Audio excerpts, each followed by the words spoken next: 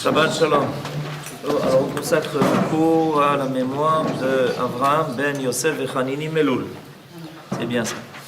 Alors on va étudier aujourd'hui un texte du Talmud un peu particulier qui se trouve dans le traité de Sota à la page Yud Aleph 11 et qui en fait reprend tout l'épisode de la façon dont Moshe Rabbeinu a été sauvé.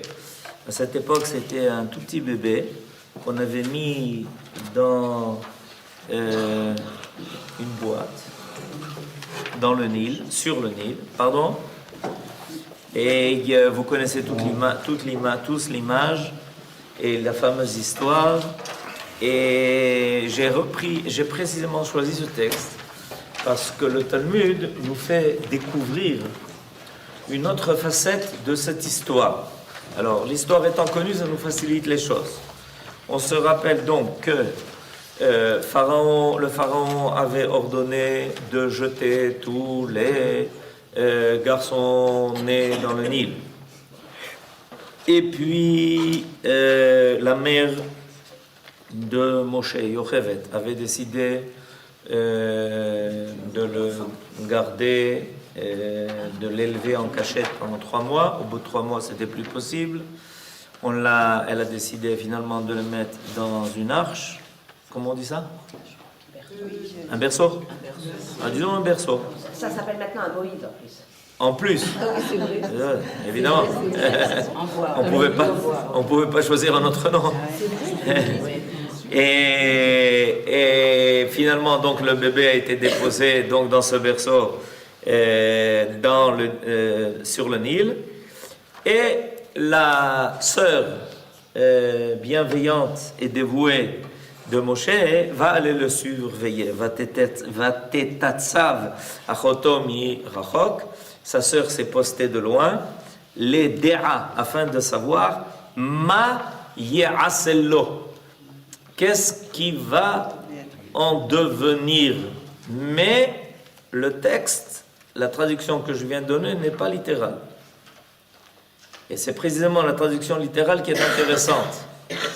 Parce que, essayons maintenant d'imaginer ensemble qu'est-ce qui se passe quand on dépose un bébé dans un berceau sur le Nil. Crocodile. Toutes les hypothèses peuvent être bonnes. D'abord, le courant l'entraîne, d'accord? On est bien d'accord. Il n'est pas censé rester là, d'accord? Alors, dans ce cas-là, qu'est-ce que sa sœur est allée voir? Qu'est-ce qu'elle est allée voir? Comment le courant va l'entraîner en l'espace de 2-3 minutes et qu'il va disparaître de ses yeux? Qu'est-ce qu'elle est allée voir? Vous comprenez? Ça paraît tellement évident, on nous a raconté l'histoire. Mais même si c'est évident, une sœur ou une mère, elle ne peut pas détacher son regard d'un enfant qu'on pose. Elle ne peut pas détacher son regard de son enfant, d'accord. Mais la question en fait se pose même avant, en amont. Et qu'est-ce que la mère de Moshe espérait en le déposant dans un berceau sur le Nil? Qu'il soit recueilli. Par exemple, ce qui est une idée tout à fait insensée. Pourquoi c'est une idée tout à fait insensée? Mais parce que le décret, c'était précisément que les enfants soient jetés dans le Nil et que personne n'aille les récupérer. Alors comment? Alors on peut dire, oui, mais l'instinct maternel, c'est vrai, et qu'il y a toujours un espoir, c'est vrai, et qu'on peut donc quand même espérer que, si c'est tellement évident, pourquoi les autres ne le faisaient pas? Qu'elles avaient moins de émouna. Et les mamans qui mettaient dans la Shoah, qui mettaient les enfants sur les rails. Donc on est bien d'accord. Il y a quand même quelque chose ici qui est à résoudre. Il y a une énigme qui est à résoudre. Qu'est-ce que la mère de Moshe espérait? Qu'est-ce que la sœur de Moshe est allée surveiller? Qu'est-ce qu'elle pensait voir? Et il y a maintenant en traduction littérale quelque chose qui tout de suite nous interpelle, puisqu'il est marqué en traduction littérale Vatetatsav haroto mirachok. Sa sœur s'est postée de loin, les déa, afin de savoir ma ye'asello. qu'est-ce qui va lui être fait? Par qui? De qui est l'espoir? Il est clair que chaque jour, on assistait à donc, cette catastrophe où les pères étaient obligés de venir jeter leurs enfants dans le Nil, ou surveillés évidemment par les Égyptiens. Et puis voilà, tout de suite après, évidemment, qu'est-ce qui arrive? C'est qu'on entend que la fille du pharaon, à ce moment-là, décide, c'est exactement le moment où elle décide d'aller se baigner dans le Nil, au milieu des enfants juifs qu'on est en train de jeter. Elle a choisi un bel endroit d'ailleurs pour aller se baigner.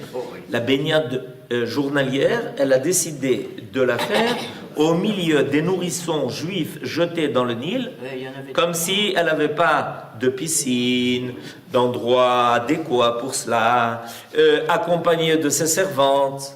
C'est un peu, vous comprenez que c'est pas, c'est pas ça quoi. Vous comprenez que c'est pas ça. De quoi on est en train de parler?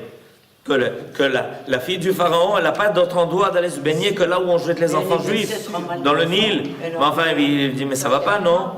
Pour les entendre hurler et crier, mais enfin, de quoi? Elle a pas un endroit qui a été préparé par son père où elle peut aller se baigner régulièrement, chaque jour, accompagnée de ses servantes. Mais enfin, de quoi il s'agit? Là-bas, elle va se baigner. Mais c'est de la folie. Vous comprenez? C'est insensé. A priori, tout ce qui nous est raconté, qu'on nous a raconté comme ça, simplement pendant alors qu'on était tout enfant, il y a quelque chose qui ne marque pas, qui ne colle pas. Alors le Talmud dit qu'effectivement, c'est pas ça. Ah. Mais elle ne voulait pas avoir un enfant. Justement, elle voulait peut-être... Elle était en mal d'enfant. Elle était en mal d'enfant. Alors c'est un bon endroit pour aller se baigner. Okay. Ben, on ne sait jamais. On ne sait jamais. Comme ça, elle pouvait en choisir un. Top. Allez. Voyons un peu ce que le Talmud a à nous dire là-dessus. Vous allez être surpris. Va tetatsa va chotom mirachok. Je suis au numéro 1. Ben, vous avez le texte au milieu, en haut, deuxième ligne. Je viens de lire le texte en hébreu. C'est la situation du verset. Et on va se servir de la traduction assistée. Nous sommes aujourd'hui assistés. La tante de Myriam, les yeux rivés sur son frère, est décrite ainsi. Sa sœur se tint au loin pour savoir ce qu'on fera de lui. Qui? Puisqu'on est venu l'abandonner au Nil. Alors ce qu'on fera de lui, qui? Amar Rabbi Yitzhak. 2. Amar Rabbi, vous voyez les petits numéros? Vous voyez les petits numéros? Ok. Amar Rabbi Yitzhak. Pasuk ze kulo al shem shchina ne'emar. Rabbi Yitzhak voit dans tous les termes de ce verset une référence allégorique, c'est lui qui le dit, à la présence divine ayant assuré la protection de Moshe. C'est-à-dire, en dévoilé pour le cinéaste qui est en train de filmer la scène, on assiste à une scène tout à fait curieuse, qui paraît tout à fait insensée, où on prend un bébé de 3 mois, on le dépose dans un berceau, on met le berceau sur le Nil, il est censé tenir le coup, et une sœur, qui est toute jeune d'ailleurs, qui se poste un peu plus loin pour voir qu'est-ce qui va devenir du berceau, et qui attend de voir qu'est-ce qui va se passer, c'est-à-dire qu'est-ce que va être fait de Moshe, pour savoir ce qu'on fera de lui. Donc il y a comme une attente, il y a pas seulement un espoir, il y a une espèce de conviction profonde de la part de Myriam que quelque chose va être fait de Moshe. D'où vient cette conviction? Alors le Talmud nous dit, mais il faut que tu saches une chose, c'est qu'en coulisses, ou peut-être pas en coulisses, mais pour ceux qui ont un visage, pour ceux qui ont les yeux pour voir cela, il y a quelque chose qui est en train de se dérouler. C'est quoi? Ben sache une chose, que tu es en train de voir comment la providence agit. Alors, ça commence. 3. Petit 3. Va te tatsav. Dirti, va yavo Hashem, va yitiatsav. Alors, nous dit, ce temps, y est fait allusion ici à Kadosh Baruch Hu, car il est dit, il est écrit, l'Éternel vint et se tint dans le livre de Shmuel. Alors, qu'est-ce que maintenant Rabbi Yitzhak va nous faire découvrir? Il va nous faire découvrir que tous ces mots-là, les mots du verset, qui sont employés et qui font référence a priori aux actes, à des actes qui sont humains, on peut repérer à travers ces mots-là les actes divins. C'est-à-dire, on peut voir, quand on se sert de ce qu'on appelle Gzera Shava, c'est-à-dire la capacité d'apprendre d'un mot, d'une expression, quelque chose, parce que ça fait référence à un autre endroit où on se sert de la même expression. Alors, par exemple, Vatetatsav, elle se tient, elle se posta. Ce même mot est employé à propos de Akadosh Baruch Hu dans un verset du livre de Shmuel. Donc tu peux dire qu'il est question ici de Myriam, tu peux dire qu'il est question ici de Akadosh Baruch Hu. On continue. Achoto. Vatetatsav, Achoto. Se posta sa sœur. Sa sœur, c'est sa sœur. C'est Myriam. Nous dit Rabbi Yitzhak, sa sœur. Il s'agit de Akadosh Baruch Hu, de la présence divine. Car il est écrit, mais qu'est-ce qu'il est écrit? Il est écrit, on voit un autre endroit, et mort la chokhma, achoti at. C'est un verset dans les Proverbes, où la chokhma de Dieu est appelée ma sœur. Pourquoi elle est appelée ma sœur? Pourquoi la chokhma que Akadosh Baruch Hu nous donne est appelée notre sœur? Parce que c'est la chose qui nous accompagne comme une sœur accompagne son frère. C'est la chose qui nous accompagne partout, qui est la plus proche de nous. Comme une sœur est très proche de son frère. Et il y a une proximité parentale. Alors il y a de la même façon au niveau de la chokhma quelque chose qui doit accompagner l'homme là où il se trouve. Un homme peut prendre des objets, parfois, et des fois, il ne peut pas prendre ces objets. En fait, ce qui nous appartient pas véritablement, puisque à un moment donné, ils ne sont pas avec nous.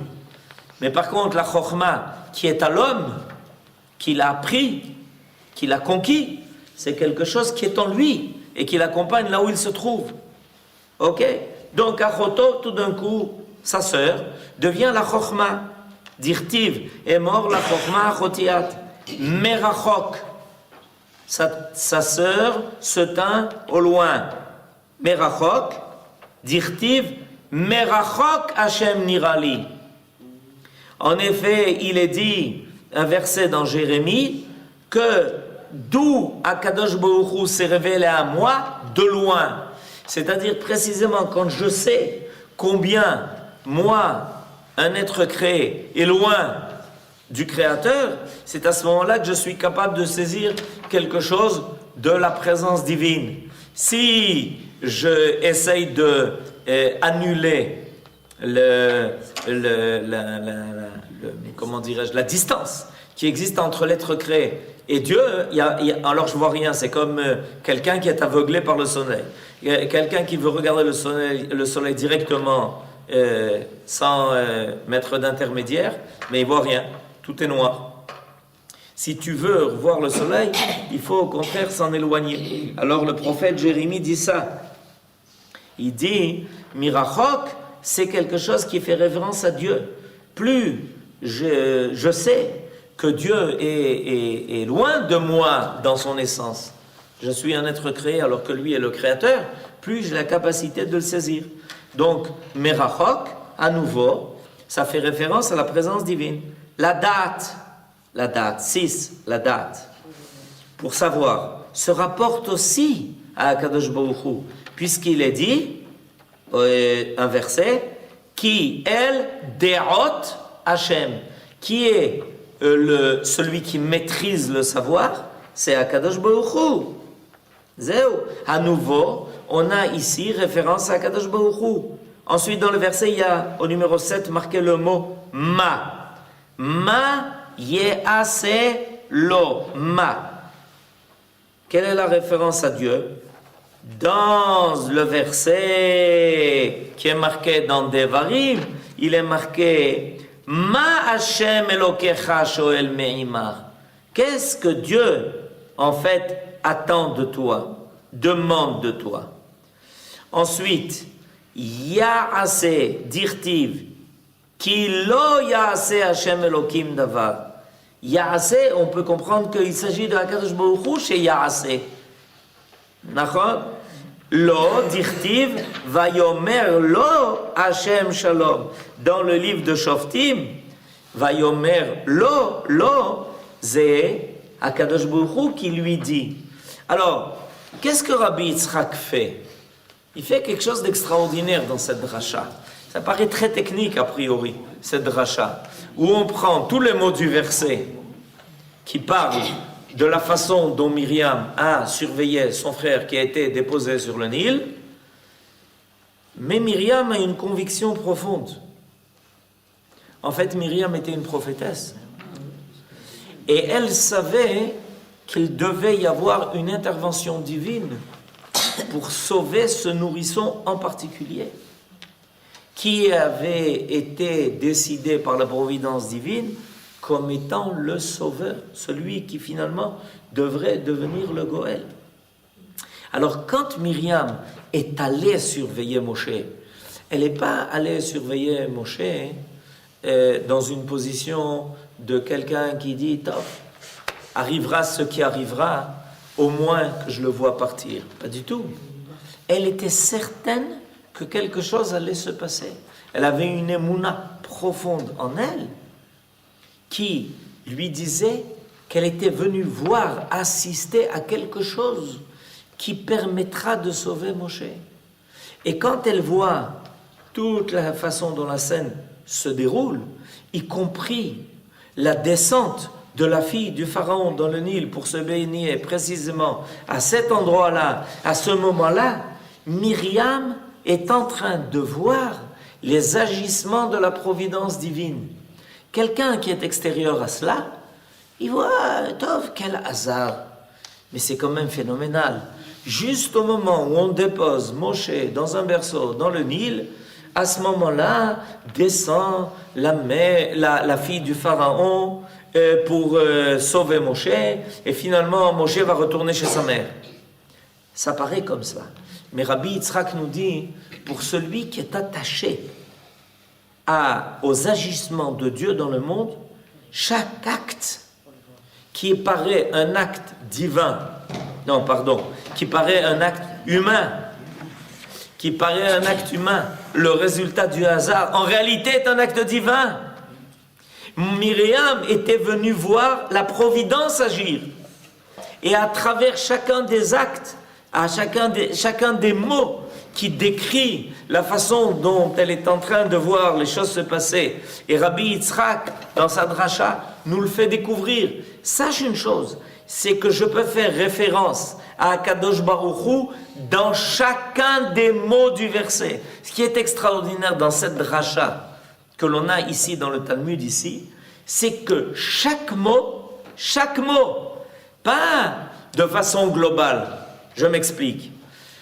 De façon globale, on a souvent à la fin la clé de l'énigme. En disant, tu vois, on a vu des choses se dérouler, on pensait que c'était pas dans le bon sens, c'était pas pour un but louable. Et à la fin, on voit qu'Akadosh Baruch Hu a récupéré tout cela, et finalement, on est sorti quelque chose de bien. Mais Rabbi Yitzhak ici va beaucoup plus loin que ça. Il prend chaque mot du verset, et chaque mot du verset, a priori, parle d'une attitude qui est humaine. Et à propos de chacun de ces mots qui parlent d'une attitude humaine, et trouver un verset quelque part dans la Bible, et évidemment Rabbi Yitzhak ne trouve pas ces versets au hasard, il sait qu'il faut faire référence à Akadosh Baruch Hu à propos de chacun des termes qui est employé dans ce verset qui parle de Myriam. Donc Myriam devient en réalité l'apparition aux yeux des hommes de ce que la providence divine fait dans les secrets des coulisses de l'histoire divine. Et c'est pour ça que Rabbi Yitzhak est capable de prendre chacun des mots du verset et de dire mais c'est d'Akadosh Baruch Hu qu'on est en train de parler. Alors il y a ici une leçon qui est extraordinaire qui nous a été donnée. Extraordinaire. Parce que ce que le Talmud est en train de nous enseigner, c'est que si on avait la émouna nécessaire, si on était comme Myriam et qu'on était sûr d'assister à une scène divine, on serait capable, dans chacun des détails de ce qui se passe sous nos yeux, de repérer comment Akadosh Baruch Hu est en train d'agir. Et maintenant, ce qui est encore le plus extraordinaire, c'est que ce qui est paradoxal dans cette affaire, c'est que ce verset, il est en train de nous raconter comment Moshe est en train de s'éloigner de sa famille. Puisqu'on a décidé, au bout de 3 mois, on ne peut plus le garder à la maison, on décide de le prendre, de le mettre dans un berceau, de le mettre sur le Nil, et les flots vont bientôt l'emporter. Et on est en train, de façon paradoxale, d'assister comment l'histoire de Moshe il va y avoir un retournement de situation, il va être récupéré par la fille du Pharaon, qui finalement va l'adopter en tant que fils, qui va faire qu'il va grandir dans la maison du Pharaon, qu'il va donc être à l'écart de tout ce que les Hébreux vont souffrir, vont subir, et qu'il va grandir comme un prince, et que finalement, donc, il connaît tous les secrets de l'Égypte, il connaît tous les secrets d'Égypte, il connaît tous les secrets du Pharaon, et il va grandir là-bas. Quand les 2 premières années, c'est sa mère qui va s'occuper de lui, qui va lui donner à manger, et qui va lui servir de nourrice. Et tout ça, Rabbi Yitzhak, il dit, regarde, chaque mot, je vais te montrer comment chaque mot est en réalité un agissement divin. Phénoménal. C'est-à-dire que on nous apprend ici, par l'intermédiaire du Talmud, à savoir lire la réalité autrement que ce qu'on nous place devant les yeux. Et on les a décryptés. Il faut que tu saches, il faut savoir une chose, que quand tu lis ce qui se passe sous tes yeux, il faut que tu aies en même temps 2 considérations des choses. Une considération qui est humaine. Voilà, il y a la petite sœur qui est là en train de voir comment son frère, le pauvre, il va bientôt partir. Mais elle est persuadée qu'il y a quelque chose qui va se passer. Elle le sait à l'avance. Et puis la deuxième considération, c'est regarde comment Akadosh Baruch Hu est là. C'est lui qui est là, c'est lui qui est en train, c'est lui qui est présent, c'est lui qui se tient là, c'est lui qui est en train de voir ce qui est en train de se passer, c'est lui qui fait descendre la fille du Pharaon, c'est lui qui fait récupérer Moshe, et c'est lui qui finalement le prépare à en être le Goël. Alors évidemment, vous comprenez, ça c'est le but de la Torah. Ce qu'on vient maintenant d'étudier, c'est le but de la Torah. Le but de la Torah, c'est de nous apprendre à avoir une autre lecture de ce qui se passe dans le monde. Si tu as une lecture qui n'est qu'une lecture humaine, ok, pour ça tu n'as pas besoin de la Torah. Ce que la Torah fait, c'est qu'elle est capable de déchiffrer ce qui se passe dans l'histoire des hommes et te montrer comment Dieu est capable de récupérer tout ce que les hommes font pour finalement faire aboutir le projet divin. Oui, au début du cours, vous avez posé la question comment ça se fait que Yocheved et Myriam l'amènent justement au Nil, là où les enfants juifs sont jetés. Peut-être qu'elle voulait que dès son plus jeune âge, il voit la détresse de ses frères avant même qu'il soit élevé à la cour de Pharaon. Tout est possible. C'est-à-dire que finalement, maintenant on peut tout essayer de comprendre dans le sens divin des choses. Okay? Dans le sens divin des choses. Comment finalement, il est clair qu'il y avait... D'abord, il faut savoir que les enfants d'Israël en Égypte avaient la tradition de la Géoula. Ils avaient la tradition de la Géoula. C'est ce qu'on a appris à la fin de la paracha de la semaine passée. À la paracha de la fin de la semaine passée, Yaakov d'abord et Yosef ensuite avaient donné à ceux qui étaient restés en Égypte les mots clés et la compréhension du déroulement de la Géoula. Ils le savaient, pas code Yivkod. Donc ils avaient en eux cette émouna. Évidemment, chez certains c'était gardé fidèlement, chez d'autres à peu près, mais dans la famille qu'on rencontre là, les choses étaient connues, elles étaient claires. Myriam va, d'abord c'est elle qui réussit à convaincre son père de reprendre sa mère qu'il avait répudiée, et de là va naître Moshe, et donc Myriam n'est pas du tout surprise. Finalement, quand Moshe naît, elle sait qu'il y a là un plan qui est divin et qui est en train de se réaliser.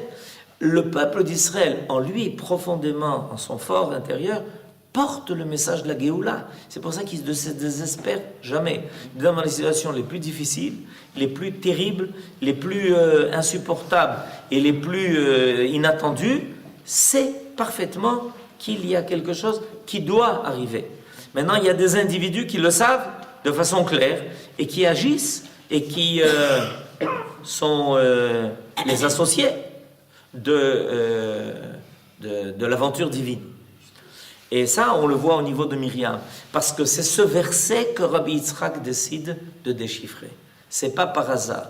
C'est à travers Myriam et le comportement de Myriam que Rabbi Yitzhak identifie les agissements de la providence divine. C'est pas un autre verset, c'est ce verset qui est pris. Est-ce qu'on a une idée de l'âge de Myriam à ce moment-là? Peut-être qu'on a une idée de l'âge de Myriam. Myriam était l'aînée des trois. D'abord aînée Myriam.